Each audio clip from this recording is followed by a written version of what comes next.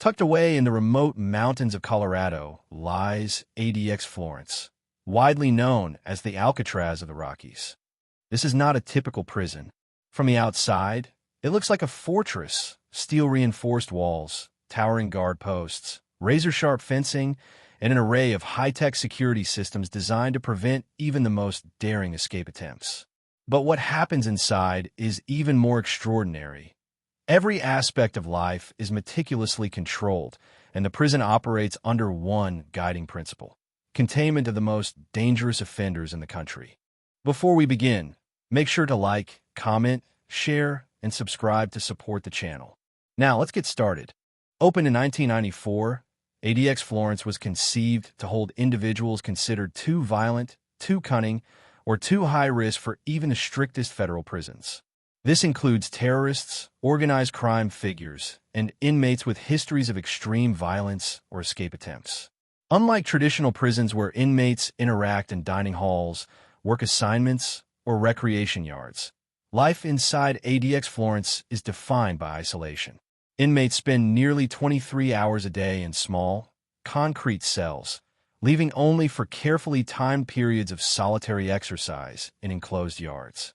Even meals are delivered through a secure slot in the cell door, eliminating any chance for unsupervised contact. The facility houses what is often referred to as the world's most dangerous prisoners. Its cells are designed to reduce risks to both staff and other inmates, with features such as reinforced concrete, limited personal items, and strict monitoring of all communications. Every corridor, every door, and every movement is under constant surveillance, creating a controlled environment where security takes absolute precedence over comfort or community. ADX Florence also reflects a philosophy that differs from many older institutions: the belief that extreme control is the only way to prevent the most dangerous inmates from harming others or attempting escape. Here, there are no communal dining halls, no large exercise yards, and no casual interactions. Instead, every routine, from showering to recreation to education, is timed and monitored, leaving inmates in near total solitude for the majority of the day.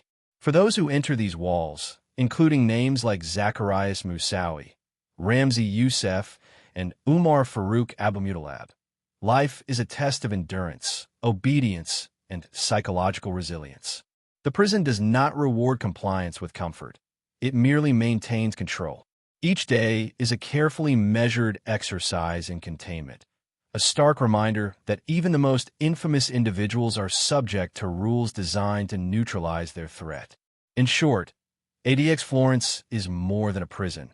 It is a living laboratory of security, control, and isolation, a place where human behavior is strictly contained and the world's most dangerous criminals are rendered powerless, one cell at a time. Understanding this environment is essential before we delve into the individual stories of the three inmates whose names have become synonymous with danger and notoriety. Their experiences illuminate not only their crimes, but the extreme measures the federal system has taken to keep them under absolute control. Zacarias Moussaoui is a name that instantly evokes fear and infamy. Known as the so-called 20th hijacker in the September 11th attacks, Moussaoui's actions placed him in the center of one of the most devastating terrorist plots in modern American history. Born in France in 1968, he eventually traveled to Afghanistan to train with Al-Qaeda, the extremist organization that orchestrated the 9/11 attacks.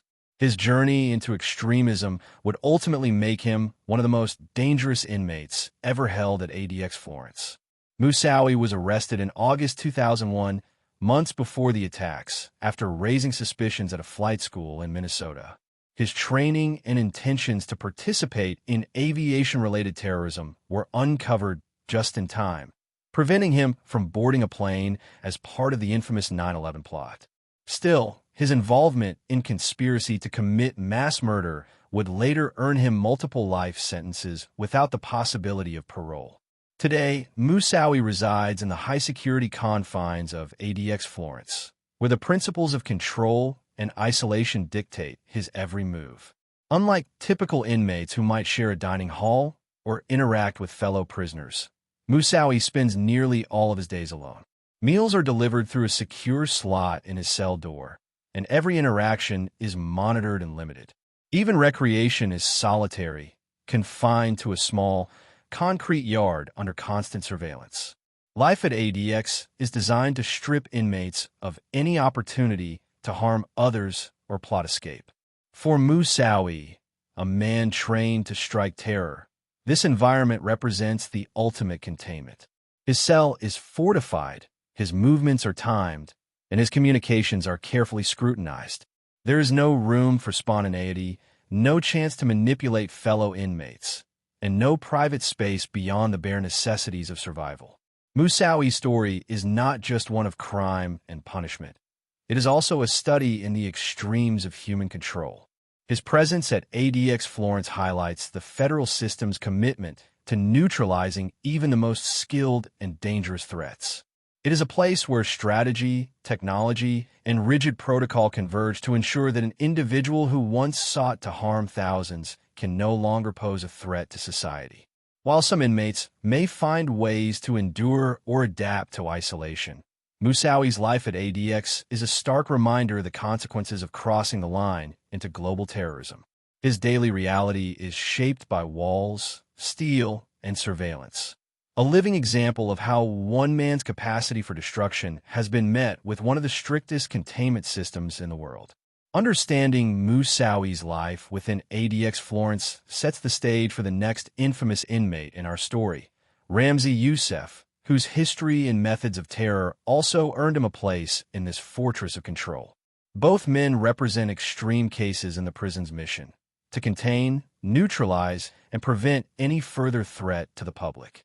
Ramzi Yousef is one of the most infamous terrorists in modern history, and his name is synonymous with calculated destruction.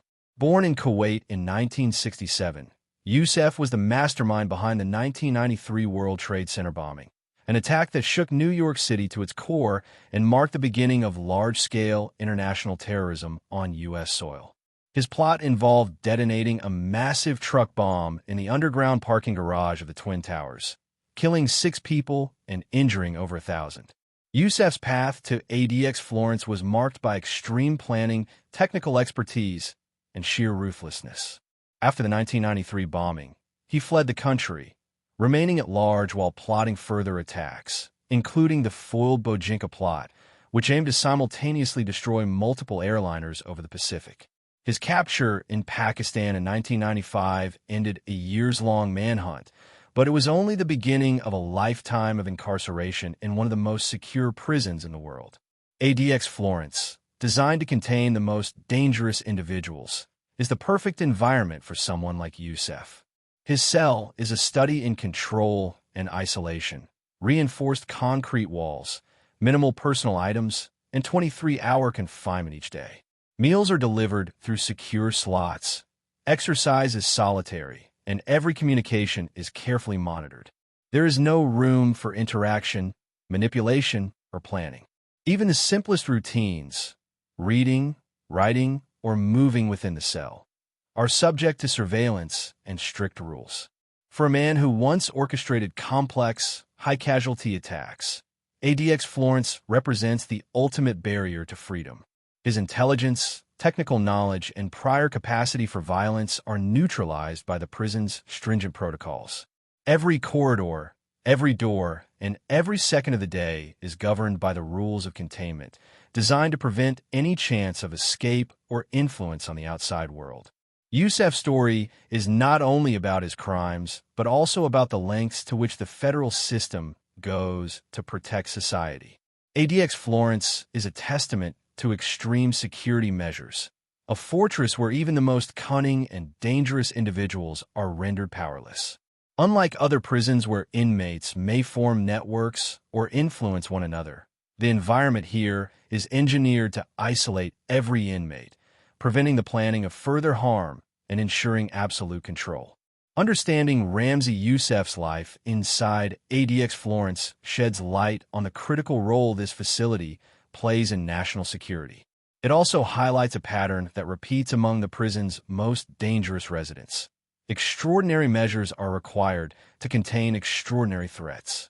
His existence within these walls is a stark reminder that when human ingenuity is applied to destruction, equally formidable systems must be created to neutralize it. As we transition to our next segment, we will meet Umar Farouk Abdulmutallab, the so-called underwear bomber, whose story adds a modern layer to the ongoing narrative of terrorism, incarceration, and extreme containment at ADX Florence. Umar Farouk Abdulmutallab, widely known as the underwear bomber, represents a modern chapter in the history of terrorism and high-risk incarceration. Born in Nigeria in 1986, Abdulmutallab came from a privileged background, but his radicalization would lead him down a path that shocked the world. In December 2009, he attempted to detonate explosives concealed in his underwear on board Northwest Airlines Flight 253, a flight from Amsterdam to Detroit. Fortunately, the attack failed, but his intent to cause mass casualties made him one of the most dangerous individuals ever tried and convicted in the United States. Following his arrest, Abdulmutallab was sentenced to life imprisonment without parole, and he was transferred to ADX Florence, joining the ranks of the most notorious inmates in the federal system. The Supermax environment of ADX Florence is specifically designed for individuals like him. Every movement, interaction, and activity is strictly controlled. Meals are delivered directly to his cell, contact with other inmates is non-existent, and even recreational time is solitary and closely monitored. Abdulmutallab's confinement is the epitome of extreme containment.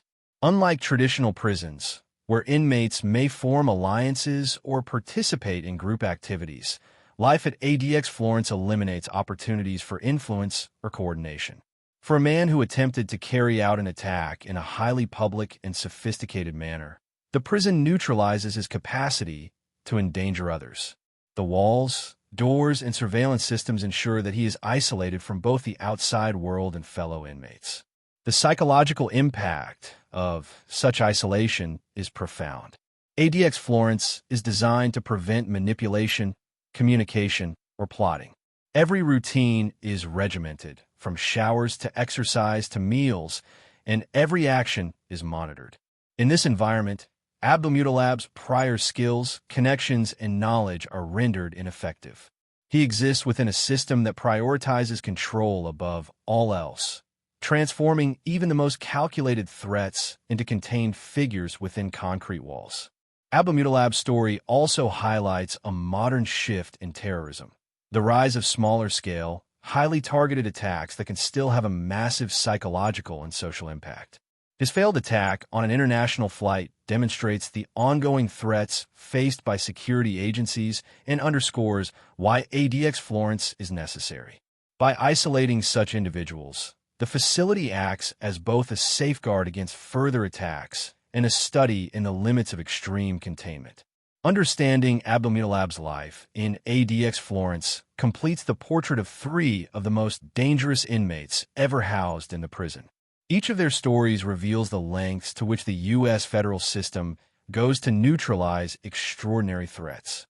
Through isolation, control, and constant surveillance, ADX Florence ensures that men who once wielded the power to terrorize are now powerless, confined to a life of near-total solitude. The stories of Zacarias Moussaoui, Ramzi Yousef, and Umar Farouk Abdulmutallab reveal more than the crimes that brought them to ADX Florence. They also illustrate the extreme measures required to contain the world's most dangerous individuals. Life inside this Supermax prison is defined by isolation, control, and precision. It is a place where the principles of traditional incarceration are pushed to the limits, and where security is prioritized above all else. In ADX Florence, routine is law. Inmates spend nearly every hour of the day in solitary confinement, leaving their cells only for brief, highly supervised exercise periods. Meals are delivered through secure slots, removing any possibility of unsupervised contact. Every corridor, door, and room is monitored with cameras and sensors, and communication is carefully screened. Even the smallest interactions, a glance, a word, or a gesture, are subject to scrutiny. In such an environment, the skills and networks that once allowed these men to plan, and execute acts of terror are effectively neutralized. Beyond physical containment, ADX Florence also imposes psychological limitations.